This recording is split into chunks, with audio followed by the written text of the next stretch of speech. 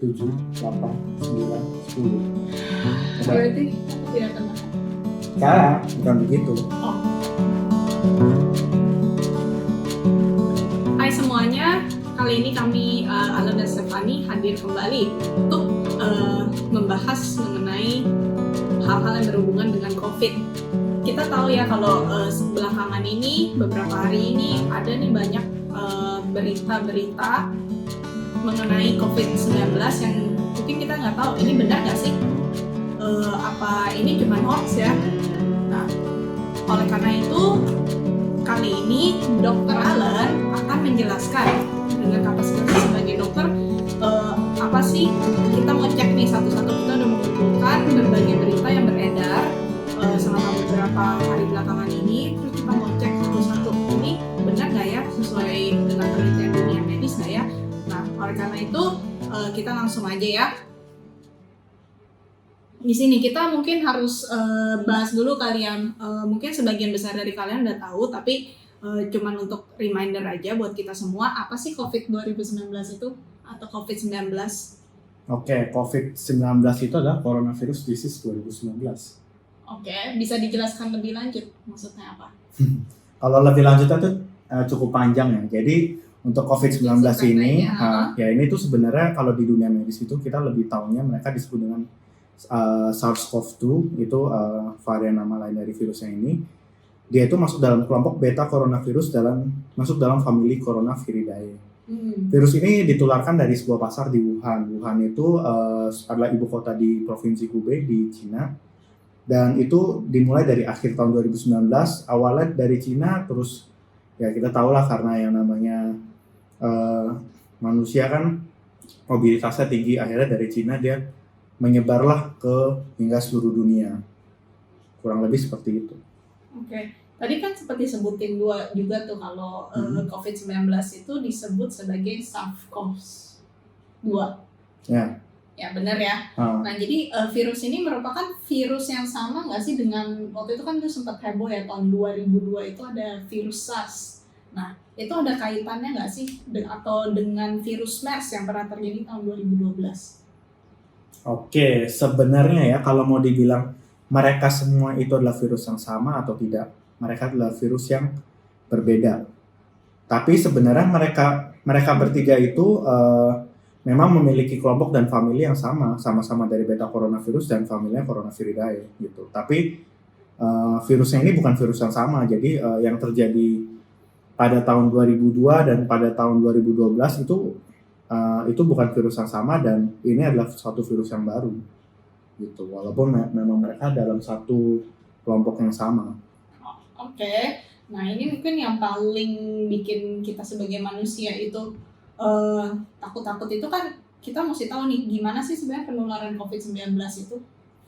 Oke, jadi sebenarnya perlu kita tahu gitu penularannya ini sampai sekarang menurut WHO penularannya adalah melalui droplet dan kontak langsung ataupun melalui kontak tidak langsung. Kontak tidak langsung itu sebenarnya melalui benda yang memang dia tertular dari percikan droplet dari manusia yang memang sudah dia mempunyai virus tersebut ya gitu. Jadi misalnya seandainya kata nih, misalnya saya ini amit-amit ya, misalnya saya ini kena virus corona, anggaplah seperti itu.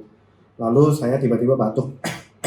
Nah, ketika saya batuk itu saya akan mengeluarkan droplet, yaitu seperti kayak percikan air yang sangat-sangat kecil gitu. Nah, ketika saya batuk itu kan mungkin karena saya tidak menutup wajah saya dengan sempurna, di sini dia akan jatuh biasanya paling banyak sebenarnya akan ke tanah, tapi karena banyak sekali tempat maksudnya ketika saya batuk itu bisa aja dia kena ke meja, bisa dia kena ke tas, atau dia nanti kena ke baju saya juga gitu. Nah akhirnya, atau enggak misalnya ketika kita lagi berbelanja di supermarket kita batuk bersin gitu, itu akan kena di barang-barang di supermarket, dan nanti akhirnya orang lain pegang barang yang tersebut gitu. Nah sebenarnya ketika dia pegang itu mereka belum tertular. Mereka tertular adalah ketika mereka memegang barang itu, terus setelah itu tangan mereka masih kotor, mereka tidak mencuci tangan, dan akhirnya mereka memegang daerah mata, hidung maupun wajah. Maksudnya mulut. Nah ketika dia pegang 3 bagian sini, virus itu akan masuk ke dalam tubuh manusia dan akhirnya dia akan mulai menularkan ke manusia berikutnya.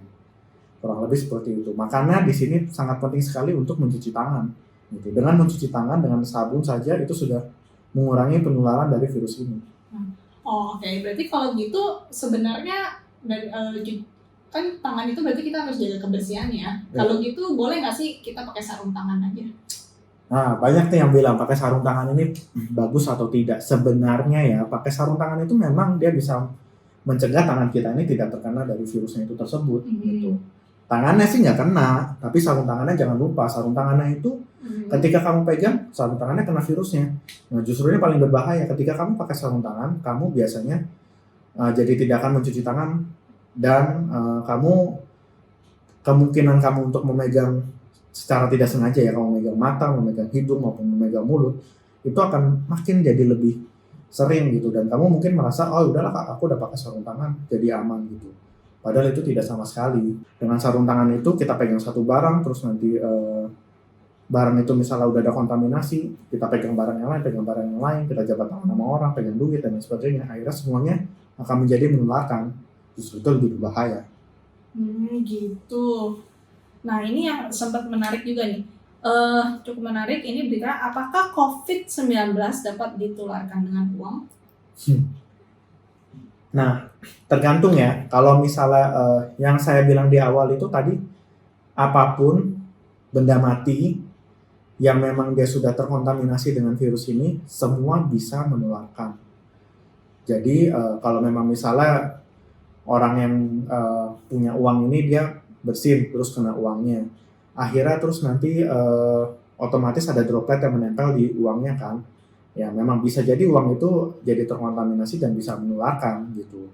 Nah, untuk hal ini supaya mencegah, jangan lupa setelah kita pegang uang dan lain sebagainya, tetaplah kita cuci tangan. Pokoknya apapun yang terjadi sebelum kita pegang daerah wajah kita harus cuci tangan gitu. Jadi ingatlah selalu untuk cuci tangan, itu penting. Oke, baiklah, cuci tangan ya kuncinya. Nah, ini juga ada nih. Apakah gigitan nyamuk dan lalat dapat menularkan COVID-19? Mungkin kayak itu kali ya, DBD kali ini. Gimana tuh dok? Kalau ya memang virus DBD ini dia ditularkan dari nyamuk ya, nyamuk Aedes aegypti gitu. Tapi jangan lupa kalau misalnya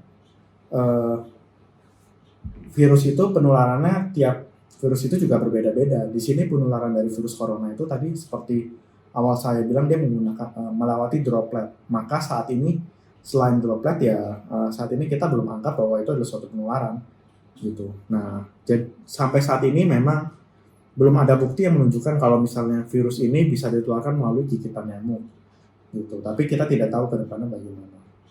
Oke. Nah, ini nih ada rumor menahan napas lebih dari 10 detik tanpa batuk atau merasa tidak nyaman berarti kita aman dari COVID-19. Kita artinya tidak terinfeksi COVID-19 atau penyakit paru lainnya. Benar nggak tuh? Oke, coba sekarang tahan nafas selama 10 detik. Oke.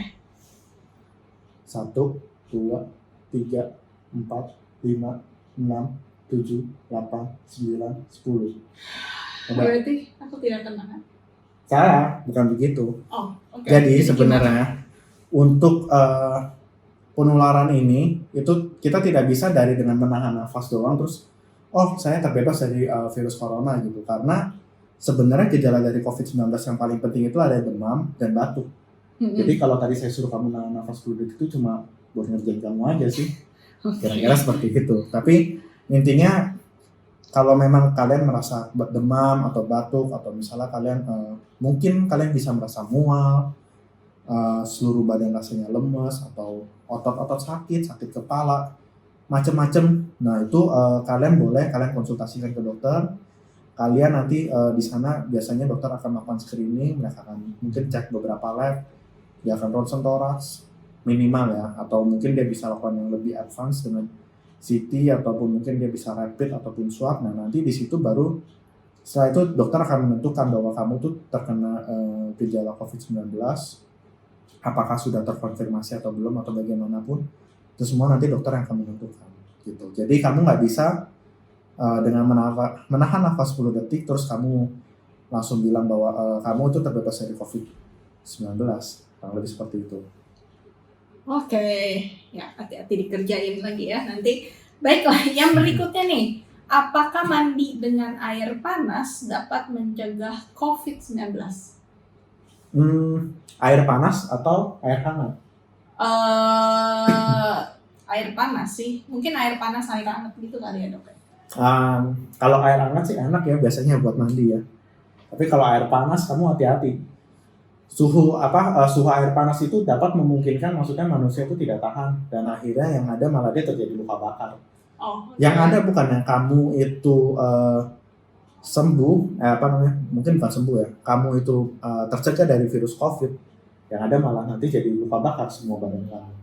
Jadi hal itu tidak disarankan. Oke, alright. Baiklah, tapi kalau air hangat aman kan?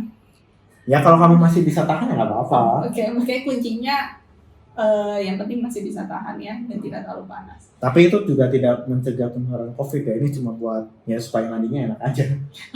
Oke, jadi itu sebenarnya tidak benar juga ya kalau air panas itu dapat mencegah COVID-19.